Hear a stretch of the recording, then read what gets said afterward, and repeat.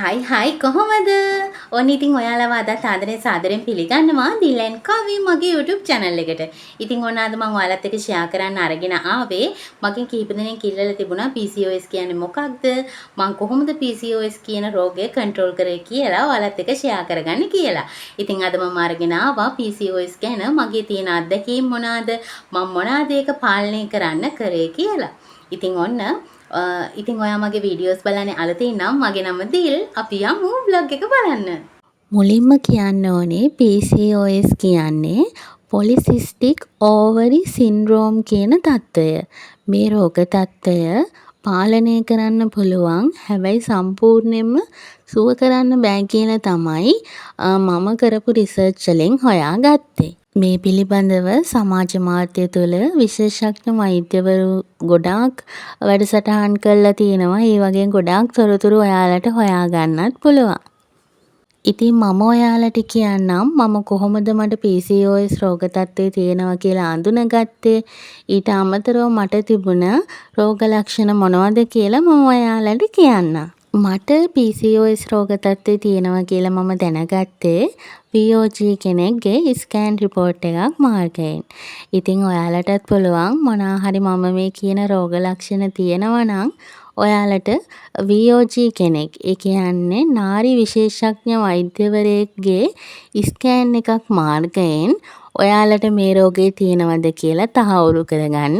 මට තිබුණ මූලික රෝග ලක්ෂණ කීපයක් තමයි මට දීර්ඝ කාලයක් තිස්සේ ක්‍රමවත් ඔසප් චක්‍රයක් තිබුණේ නැහැ. අක්‍රමවත් ඔසප් චක්‍රයක් තමයි තිබුණේ. ඊට අමතරව මම එන්න මහත් වෙන්න ගත්තා. බෙල්ල වටේ කළු වෙන්න ගත්තා. පුදුමාකාර අලස බවක් මට තිබුණා. ශරීරයේ සමහර තැන්වල කළු පැහැය තිබුණා. මුහුණේ කුරුලෑ එන්න පටන් ගත්තා. සමහරුන්ගේ නම් නිකටේ රැවුල වගේ වැවෙන අවස්ථාත් තියෙනවා. මට ඒ වගේ අවස්ථාවක් නම් තිබුණේ නැහැ. ඒ වගේ තමයි මට රෝග ලක්ෂණ තිබුණේ. ඉතින් මැරිකල්ලත් ගොඩාක් කාලයක් මට කන්සීව් වෙන්න බැරි වුණ නිසා තමයි මම VOG කෙනෙක්ව channel කරන්න හිතුවේ. ඉතින් ඒ channel කරාට පස්සේ තමයි මම දැනගත්තේ මට PCOS කියන රෝග තත්ත්වය තියෙන නිසා මට ලයිෆ්ස්ටයිල් change එකක් අනිවාර්යයෙන්ම කරන්න ඕනි කියලා. මේ වගේ රෝග තත්ත්වයකින් මිදෙන්න නම්. ඒ වගේම කියන්න ඕනේ PCOS කියන රෝග තත්ත්වය ඔයාට තියෙනවා කියලා කිසිම වෙලාවක බයක් ඇති කරගන්න ඕන නැහැ. දැන් මේ වෙනකොට PCOS රෝගය පාලනය කරන්න ඖෂධ ගොඩාක් තියෙනවා. ඊට අමතරව අපිටම පුළුවන් මේක හරි හැටි තේරුම් ගත්තොත් හරිම විදියට පාලනය කරගෙන යන්න.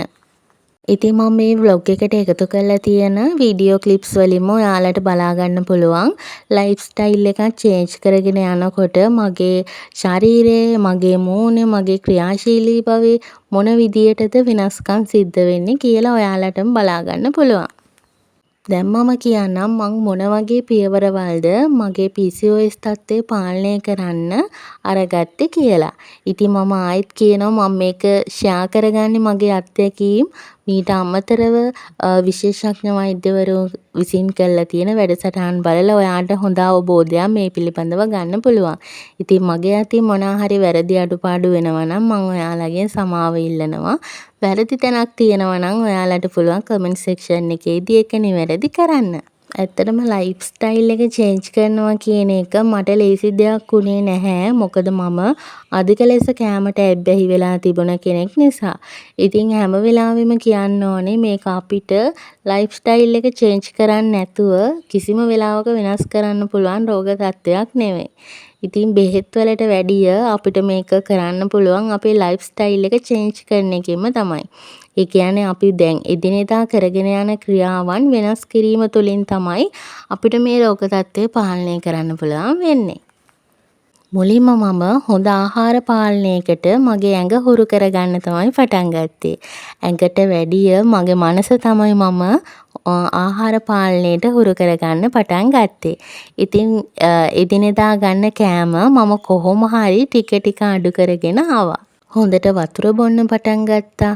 ඊට අමතරව මම හෙමින් සැරේ දවස තුල හොඳ ක්‍රියාශීලී ජීවන රටාවකට හුරු වුණා. ඒ කියන්නේ මම ඇවිදින්න ගියා, මම වර්ක්අවුට් කරන්න පටන් ගත්තා. ඒ වගේ ක්‍රියාශීලීව කොහොම හරි දවස ගත කරන්න මම පුරුදු වුණා. වෙනස් වෙන්න බෑ කියලා හිතාගෙන හිටපු මම කොහොම හරි මගේ ජීවිතේ අනිත් පැත්ත පෙරලගෙන වෙනස් වෙන්න පටන් ගත්තා. මගේ ඇඟට පුදුම තරම් සෑල්ලුවක් දැනෙන්න පටන් ගත්තා. බෙල්ල වටේ කළු වෙලා තියෙන එක බලන් ඉඳෙද්දි නැති වෙන්න පටන් ගත්තා. මූණේ තියෙන කුරුලෑ ලප කැලැල්ල එහෙම බලාගෙන ඉඳෙද්දි අඩු වෙලා යන්න පටන් ගත්තා. මට මාර ක්‍රියාශීලී බවක් දැනෙන්න ගත්තා. වැඩේ කියන්නේ මුළු ජීවිත කාලය පුරාවටම බෙහෙත් වලින්ම විතරක් මාසික ඔසප් චක්‍රයක් හදාගන්න වේවි කියලා හිතාගෙන ඉඳපු මට කිසිම බෙහෙතක් ගන්නේ නැතුව ක්‍රමවත්ව මාසිකව ඔසප් චක්‍රයක් හදාගන්නත් පුළුවන් වුණා. ඉතින් ඔයාලටත් PCOS තියෙනවා නම් ඔයාලටත් මාසිකව හරි විදියටව ක්‍රමවත්ව ඔසප් චක්‍රයක් හැදෙන්නේ නැත්නම් කිසිම වෙලාවක බය වෙන්න එපා. ඔයා මම මේ කියපු දේවල් කරොතින් ඔයාට පුළුවන් හරි විදියටම ඔයාට මේ රෝගේ තියෙනවා නම් පාලනය කරගන්න. ඒ වගේම තමයි අක්‍රමවත් ඔසප් චක්‍රයක් තියෙන හැමෝටම PCOS කියන රෝගේ තියෙනවා කියලා හිතාගෙන ඉන්න එපා. ඒක අනිවාර්යෙන්ම විශේෂඥ වෛද්‍යවරයෙක් මාර්ගයෙන් තහවුරු කරගන්න ඕනේ. ඊට අමතරව මේකට නිර්දේශ කරන බෙහෙත් වර්ග අනිවාර්යෙන්ම ඔයා ඒ මාත්‍රාවට ගන්නත් ඕනේ. ඔයාට පුළුවන් ඔයා ඒ බෙහෙත් ගන්න එක නතර කරනවද? දිගටම ගන්න ඕනේද? ඔයාට දැන් PCOS තත්ත්වය හොඳ අතට හැරිලාද? ඔයා හොඳින් පාලනය කරගෙන යනවද කියලා ඔයාලගේ VOG මාර්ගයෙන්ම තමයි තහවුරු කරගන්නත් ඕනි. ඒ වගේම තමයි PCOS රෝගේ තියෙන ඕනම කෙනෙක්ට කන්සීව් වෙන්නත් පුළුවන්. ඒ කියන්නේ ප්‍රෙග්නන්ට් වෙන්න කිසිම ප්‍රශ්නයක් නැහැ PCOS රෝගේ තියෙන එක. ඒ වුණාට අර පොඩ්ඩක් ප්‍රමාද වීමේ ගතියක් තියෙනවා. ඒ නිසා අපි අනිවාර්යයෙන්ම ඒකට මෙඩිසින් ගන්න ඕනේ. ඒ ගන්න ගමන් තමයි අපේ ලයිෆ් ස්ටයිල් එක චේන්ජ් කරලා ඒ වෙනුවෙන් වැඩ කරන්න ඕනේ. ඉතින් ඔයාට ඒ කන්සීව් වෙන්න පොඩි කාලයක් යන්නත් පුළුවන්. එහෙමත් නැත්නම් සාමාන්‍යයෙන් සැලකිය යුතු කාලයක් යන්නත් පුළුවන්. ඒ නිසා ඒ ගැන දුක් වෙන්න එපා, පසුතැවෙන්න එපා, බය වෙන්න එපා. දිගටම උත්සාහ කරන එක තමයි වැදගත් වෙන්නේ. ඉතින් මම ඔයාලට විශ්වාසයෙන් කියනවා මම මේ ඔයාලට කියපු දේවල් කරලා මගේ PCOS රෝගය හොඳින් පාලනය කරගෙන තියෙනවා. දැන් මට හරිම සතුටින් කියන්න පුළුවන් මට මාසිකව ක්‍රමවත් ඔසප් චක්‍රයක් තියෙනවා කියලා. ඉතින් ඔයාට තියෙනවා කියලා හිතෙනවා නම් PCOS රෝගය මම මේ කියපු රෝග ලක්ෂණ එහෙම ඔයාට තියෙනවා කියලා ඔයා දන්නවනම් ඔයාට පුළුවන් මම මේ කියපු දේවල් try out කරලා බලන්න ඔයාට වෙනසක් දැනෙනවද කියලා. ඊට අමතරව මේ ගැන තා මොනවා හරි වැඩිදුර මොනවා හරි දැනගන්න ඕනේ නම් ඔයාලට පුළුවන් මට මැසේජ් එකක් දාලා අහන්න. එහෙමත් නැත්නම් කමෙන්ට් එකක් හරි දාලා අහන්න පුළුවන්. මම අනිවාර්යයෙන්ම ඔයාලට ඒකට රිප්ලයි එකක් දෙන්නම්. ඒ වගේම තමයි මේ දවස්වල අපේ WhatsApp group එක තුල diet challenges යනවා. ඔයාලට පුළුවන් මගේ WhatsApp group එකට එකතු වෙලා ඒ diet challenge වලටත් සහභාගී වෙලා ඔයාලගේ ජීවිතේ වෙනස් කරන්න, ඔයාලගේ ලයිෆ් ස්ටයිල් එක වෙනස් කරන්න අපිනොත් හොඳ මොටිවේෂන් එකක් ගන්න. ඉතින් link එක මම පළවෙනි කමෙන්ට් එකේ pin කරලා තියෙනවා. ඔයාලට කැමති අය ඉන්නවා නම් පුළුවන් එකතු වෙන්න. ඉතින් ඔයාලට ප්‍රශ්නයක් තියෙන පුළුවන් දැන් දිල්ලක්කගේ PCOS තත්ත්වය පාලනය වෙලා තියෙනවා නම් ඇයි මට කන්සීව් වෙන්න පරක්කු වෙන්නේ? ඉතින් එහෙම තමයි. සමහර දේවල් වලට හොඳම කාලේ එනකන් බලාගෙන ඉන්න සිද්ධ වෙනවා. ඉතින් අපි ඉස්සරහට බලාපොරොත්තු තියාගෙන ඉදිරියටම යමු. වැඩේ තියෙන්නේ අපි නැවතුනොත් තමයි අපි පරාද වෙන්නේ. අපි දිගටම දෙවුවොතින් කවදාවත් පරාද වෙන්නේ නැහැ. අපිට දිනුම් කනුව ළඟටම යන්න පුළුවන් කියලා බලාපොරොත්තුවක් තියාගන්න පුළුවන්. ඒ වගේම තමයි මම ඔයාලට මතක් කරන්න කැමති PCOS රෝගය තියෙන අපිට කන්න හොඳ නැති කෑම වර්ග ගොඩාක් තියෙනවා. මම මීට කලිනුත් ඔයාලත් එක්ක මේ දේවල් ෂෙයා කරගෙන ඇති. ඉතින් දන්නේ නැති කෙනෙක්ට කියන්නම් ඔයාලට Google එකේ සර්ච් කරලා වුණත් මේ දේවල් හොයාගන්න පුළුවන්. අපි අනිවාර්යයෙන්ම සීනි පිටි තෙල් කියන මේ තුන අනිවාර්යයෙන්ම පාලනය කරන්න ඕනේ.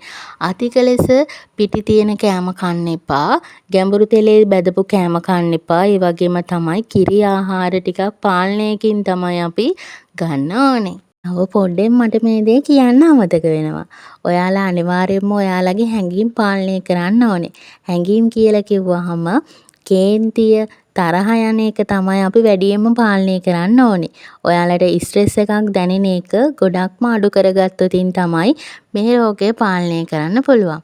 මමත් අධික ලෙස කේන්ති ගත්ත අධික ලෙස කලබලයටපත් වෙන කෙනෙක්. මගේ හැඟීමුත් සැරෙන් සැරේ හුවමාරු වෙනවා ඔය කියන දේවල් අතරේ. මොකද මට හරියට කේන්ති යනවා, හරියට තරහ යන තත්ත්ව ගොඩාක් තිබුණා. මම කරපු දේ තමයි උදේට මම විනාඩි 5ක් හරි කොහොම හරි භාවනා කරන්න පුරුදු වුණ එක. සමහරෙක්ට මේක ඇහුවාම විකාරයක් වගේ පේන්නත් පුළුවන්. ඒත් ඇත්තම தත්ත්වය තමයි මම කිව්වේ අනිවාර්යයෙන්ම ස්ට්‍රෙස් එක පාලනය කරන්නම ඕනේ. ඔයාට මේ වගේ රෝග තත්ත්වයක් තියෙනවා කියලා කිසිම වෙලාවක ස්ට්‍රෙස් එකක් ඔයාගේ ඔළුවට ගත්තොත් ඔයා කරන කිසිම දෙයකින් ප්‍රයෝජනයක් නැති වෙන්න පුළුවන්. ඒ නිසා ඔයා අනිවාර්යයෙන්ම මොන දේ වුණත් ඔයා මොන තත්ත්වයක හිටියත් හැම වෙලාවෙම hina වෙලා සතුටින් ඉන්න පුරුදු වෙන්න ඕනි. ඔයාට පුළුවන් හවසට බීච් එකට යන්න. එහෙමත් නැත්නම් හස්බන්ඩ් එක්ක, ගෙදර කට්ටියත් එක්ක, බබාලත් එක්ක ඇවිදින්න යන්න. ඒක හොඳට මනස සුවපත් කරන්න පුළුවන් දෙයක්. ඒ වගේම තමයි හැම වෙලාවෙම ඔයාගේ සතුට තියෙන දෙයක් කරන්න පුරුදු වෙන්න. සතුටින් ඉන්න එක ගැන නම් මම ගොඩාක් vlogs ඔයාලට එක්ක share කරගෙන ඇති. මම හැම වෙලාවෙම සතුටින් ඉන්න හොයන්නේ මම තුලින්මයි. අපි හැම වෙලාවෙම අපි තුලින්ම සතුට හොයනවා මිසක් වෙන කෙනෙක්ගේ තුලින් අපේ සතුට හොයන්න යන්න හොඳ නැහැ. ඒ නිසා මම ඔයාලා හැමෝටම කියන්නේ අපි ගාව අපේ සතුට රඳා පවත්වා ගන්න තාක්කල් අපිට සතුටින් ඉන්න පුළුවන්. දැන් ඉතින් වැරදියට හිතන්න එපා අපි තමයි සතුටින් ඉන්න ඕනේ. අපි වටේ ඉන්න අය සතුටින් තියන්න ඕනේ නැහැ කියලා. අපි වටා ඉන්න ආදරණීයයන් සතුටින් තියන්න නම් අපි මුලින්ම සතුටින් ඉන්න ඕනේ. අපි සතුටින් නම් අපි වටේ ඉන්න පිරිසත් සතුටින්ම තියාගන්න පුළුවන්. ඉතින් එහෙනම් ඔයාට මේ රෝග තත්ත්වය ගැන තියෙන අත්දැකීම් මොනවාද?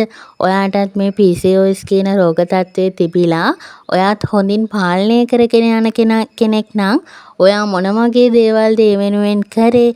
ඊට අමතරව ඔයාට මේ රෝග තත්ත්වය තියෙනවා නම් ඔයා මම මේ කිව්ව ලයිෆ්ස්ටයිල් චේන්ජ් අද ඉඳන් කරගෙන යනවද කියලාත් කමෙන්ට් එකක් දාන්න.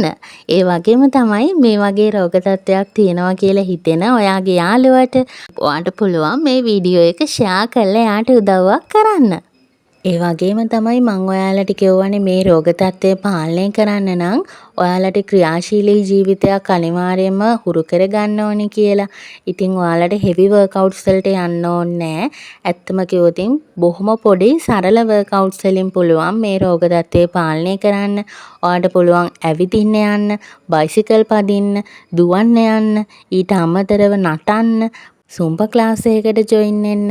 ඊට අමතරව මේක හොඳින් පාලනය කරන්න පුළුවන් යෝගා කරන්න පුළුවන් ඔයාලට YouTube එකේ බලලා. PCOS වලටම තියෙන යෝගා වීඩියෝස් එහෙම ගොඩාක් YouTube එකේ තියෙනවා. මමත් ඒවා try out කරලා තියෙනවා. ඉතින් ඔයාලටත් පුළුවන් Google මේ YouTube එකේ search කරලා ඒ වීඩියෝස් try out කරලා බලන්න. ඉතින් ඕන්න එහෙනම් ඔයාලා මගෙන් ඉල්ලපු PCOS වීඩියෝ එක මම අරගෙන ආවා. ඉතින් ඔන්න ඊළඟට අරගෙන එන්නේ අපේ group එකත් එක්ක එකතු වෙලා අපි සතියක් පුරාවටම කරපු diet challenge එකේ අපේ group එකේ members-ලා ගත්ත කැම වර්ග කොහොමද ගත්තේ? ඊට අමතරව කොහොමද අපි අපේ weight එක සතියක් තුල අඩු කරේ කියලා ඔයාලට result එකම අරගෙන එන්න තමයි හදන්නේ. ඉතින් අපි 40 දෙනෙක් විතර එකතු කරගෙන හොඳ සාර්ථක විදියට ඩයට් චැලෙන්ජ් එකක් අවසන් කරා. ඉතින් ඔයාලා දන්නවත් ඇති, නොදන්නවත් ඇති මාත් එක්ක එකතු වෙලා ඒ ඩයට් චැලෙන්ජ් එකට සහභාගී වෙච්ච කෙනෙක් ඉන්නවා නම් කමෙන්ට් එකක් දාගෙන යන්න. ඉතින් ඔන්න ඔයාලටත් පුළුවන් අපිත් එක්ක ඩයට් කරන්න ජොයින් වෙන්න. ඉතින් මම ආයෙත් මතක් කරනවා WhatsApp group එකට එකතු වෙලා නැති කෙනෙක් නම් ඔයාලට පුළුවන් එකතු වෙන්න. මේ වෙනකොට නම් අපි මේ වීක් එකට ඩයට් චැලෙන්ජ් එකක් පටන් අරගෙන ඉවරයි. ඒත් ඉතින් ඔයාලට ඩයට් කරන්න හැමදාම විශේෂයෙන් කියලා දවසක් එන්න ඕනේ නැහැ. අද තමයි හොඳම දවස. ඉතින් ඔයාටත් මේ වගේ රෝග තත්ත්වයක් තියෙනවා නම් ඔයාලටත් මහත් එන්න මහත් වෙන කෙනෙක් නම් ඔයාට දැනෙනවා නම් ඔයාගේ ලයිෆ් ස්ටයිල් එක චේන්ජ් කරන්න ඕනි කියලා ඔයාලට පුළුවන් මේ මොහොතේම අදම පටන් ගන්න. මොකද අද තමයි හොඳම දවස. ඒ වගේම ඔයාලා මගෙන් PCOS vlog එකක් ඉල්ලුවා වගේම ඔයාලට තව මොනවා හරි වීඩියෝස් ගේන්න ඕන අයිඩියාස් එහෙම තියෙනවා නම් අනිවාර්යයෙන්ම කමෙන්ට් එකක් දාගෙන යන්න. මම ඒ දේවල් ඔයාලත් එක්ක ෂෙයා කරගන්න හරිම ආසාවෙන් තමයි බලාගෙන ඉන්නේ. ඉතින් මං හැමදාමත් කියන්න වගේ මුලින්ම අපි සතුටින් ඉන්න ඕනේ. සතුටින් ඉන්නව නම් අපිට ඕනම ප්‍රශ්නයක් ඕනම වෙලාවකදී විසඳ ගන්න පුළුවන්. ඉතින් මගේ වීඩියෝස් මුලින් ඉඳන් බලපු කෙනෙක් නම් ඔයාලා දන්නවා ඇති මං කොහොමද මගේ ලයිෆ් ස්ටයිල් එක චේන්ජ් කරගෙන එනකොට මගේ ජීවිතේ තිබුණ වෙනස්කම් කියලා. ඉතින් අද මේ vlog එකේනොත් ඔයාලට මුලින් ඉඳන් අග වෙනකම්ම බලාගෙන ආවොත් හොඳටම මේ වෙනස හොයාගන්නත් පුළුවන් වේවි කියලා මම හිතනවා. ඒ වගේම තමයි මේ ලයිෆ් ස්ටයිල් චේන්ජ් එක දවසක් දෙකක් කරලා නම් රිසල්ට් බලාපොරොත්තු වෙන්න එපා. මේ ලයිෆ් ස්ටයිල් චේන්ජ් එක අපි ජීවිත කාලේ පුරාවටම කරගෙන යන්නත් ඕනේ. ඉතින් මම හිතනවා ඔයාලට පොඩි හරි දෙයක් ඔයාලගේ ජීවිතේට අද මගේ vlog එකෙන් එකතු කරගන්න පුළුවන් වෙන්න ඇති කියලා. ආයෙත් අලුත් වීඩියෝ එකකින් මේ වගේ ඔයාලගේ ජීවිතේට වැදගත් වෙවි කියලා හිතන වීඩියෝ එකකින් ඔයාලව හම්බ වෙන්න එන්න බලාගෙන මම අදට ගිහින් එන්නම්. එතකන් හෙල්දි විදියට කාලා වර්ක්අවුට් කරලා මතක ඇතුව hina වෙලාම ඉන්න ඕනේ.